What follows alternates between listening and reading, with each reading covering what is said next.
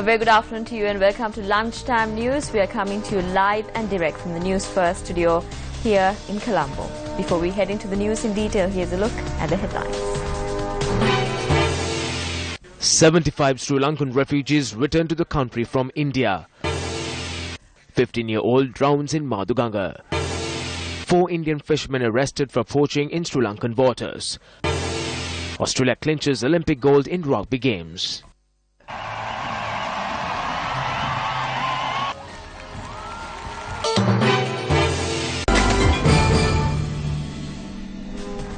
Now on to a story that made it to the headlines. 75 refugees who fled to India during the war returned to the island today. Secretary to the Ministry of Prison Reforms, Rehabilitation, Resettlement and Hindu Religious Affairs V. Siva Ganasothi said the refugees returned to the island with the assistance of the UNHCR, and he added that over 4,800 refugees have returned to the island in the recent past.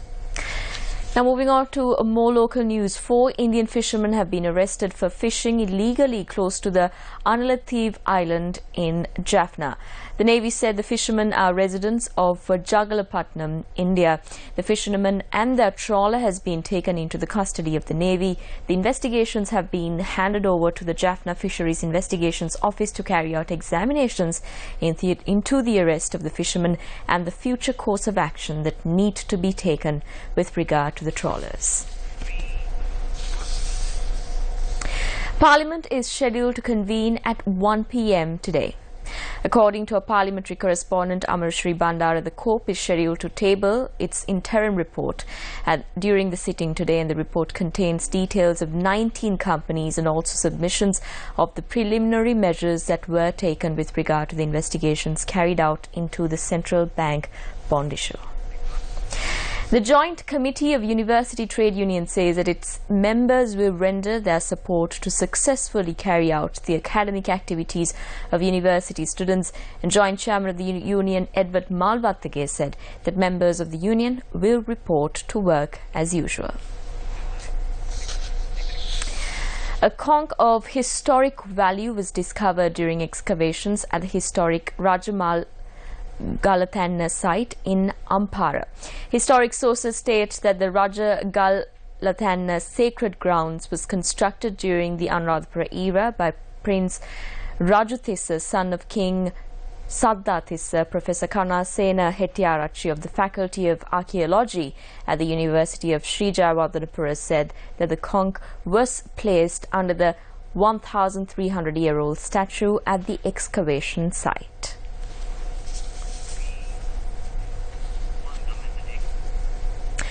Another project kicked off today under the government, the 100-day initiative. Renovation of the access way to the Varala village in Bibile commenced today. The government, the 100-day initiative. With the people, for the people. The access route to the Varala village will be constructed using gravel under this phase of the project. This road, which did not receive any attention over the past 30 years, is now in a dilapidated state. A number of Newsfirst representatives and area residents were present today. Another project under the Newsfirst government, the 100 days program, commenced today in Varala, which is located in Dibila in the Varala district. The stretch of road is roughly over 500 meters, and the main concern of this road was that it was not usable during the rainy season. And today we had the Director of Newsfirst, Mr. Voshan Watawala, General Manager Director of Newsfirst, Mr. Yatiwat Kamalsri, as well as a donor, Mr. Ajitavijay Tunga, who was here to oversee the commencement of this renovation project. The government, the 100-day initiative. With the people, for the people. On a tragic story, a 15-year-old died after drowning in the Madhu River. The victim, a grade 10 student of Sri Rahula College in Hinatia Balapitiya, had arrived at the location along with 4 friends in order to fly kites. Dilan, the youngest of 4, along with his 4 friends, went bathing in the Madhu River. The 15-year-old drowned in the river and lost his life, although he was rescued with the intervention of area residents and rushed to the Balapitiya base hospital. Although he breathed his last and is no more in our midst, our cameras captured the manner in which his kites continue to fly. The beloved Maname Kumaru, who dominated theatre stages for 27 years, the comica prem who brought laughter through Sirasa TV to tens of thousands of Sri Lankan households, an icon of the performance arts, had his final curtain call yesterday. The final rites of late veteran actor Vijay Nandasiri will be performed this Thursday. Vijay Nandasiri, the celebrated thespian, who for 5 decades brought smiles, joy and laughter to millions of faces, passed away last afternoon.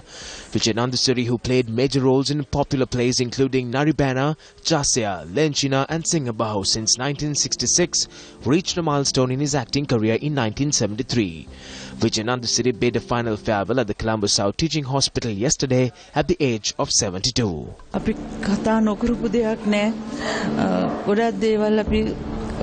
එකට එකතු වුණාම ගොඩාක් දේවල් කතා කරන විජය එක මතරම විජය අපි වෙන් වෙලා නැහැ අතරම වෙන් වෙලා නැහැ එච්චරයි මට කියන්න පුළුවන් දයාබර සැමියා රාජෙක් රජා මාව දාලා තනි කරලා ගියා මට ඒක දරා ගන්න බැරි තරම් දුකක් ඇත්තටම ඒ දෙන්න පාළුව මං හිතන්නේ මට කවදාකවත් ඒක මට ඉවර කර ගන්න පුළුවන් වෙයි කියන්නේ විජය ඇවිල්ලා චරිතාංගනාලුවෙක් ඇත්තටම අවුරුදු 27ක් මනමේ කුමාරයා කරා.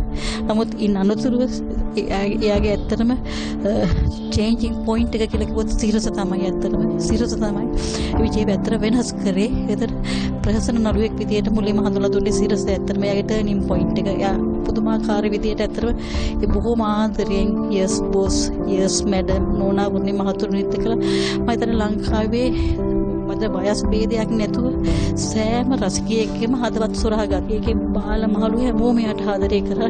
ඒ ආදරය කරපු හැමෝම අපිට තොරා ගියා. මට කිසි දෙයක් කරගන්න හිතා ගන්න තරමක් නෑ.